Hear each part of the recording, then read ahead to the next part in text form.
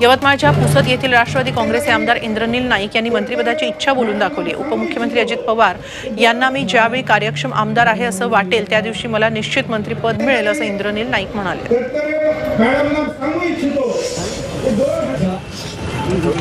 शेतकऱ्यांसमोर शिंदे महत्त्वाचे नाहीत असं म्हणत बच्चू कडू यांनी मुख्यमंत्री एकनाथ शिंदेंना घरचा आहेर दिलाय। आमची पार्टी 2 आमदारांची असली तरी एकटा बच्चू कडू 100 आमदारांना पुरेसा असल्याचं म्हणत बच्चू कडूंनी इशारा दिलाय।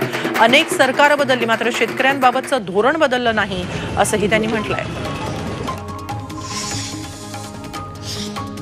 मनसे अध्यक्ष राज ठाकरे यांनी नवी मुंबईतल्या विश्व मराठी साहित्य संमेलनाला विशेष उपस्थिती लावली। महाराष्ट्रात मराठी सोडून हिंदी कानावर पडते तेव्हा त्रास होतो असं वक्तव्य त्यांनी केलं। यावेळी महाराष्ट्रातील शाळांमध्ये मराठी भाषा 10वी पर्यंत सक्तीची करावी अशी मागणीही राज ठाकरेंनी केली।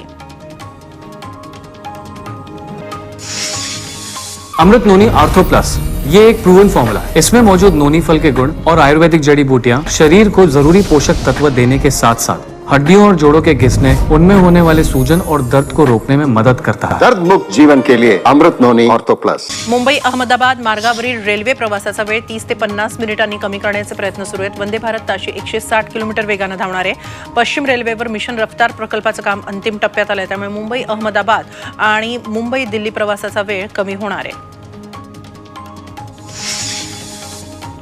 तुळजापूरच्या तुळजाभवानी मंदिरात सलग सुट्ट्यांमुळे भाविकांनी मोठी गर्दी केली। दर्शनासाठी 2 तास रांगेत उभं राहावं लागतंय। पुढील 2 दिवस गर्दी राहील असा प्रशासनाचा अंदाज आहे। मोठी गर्दी लक्षात घेता मंदिर प्रशासनानं VIP दर्शन बंद केलंय।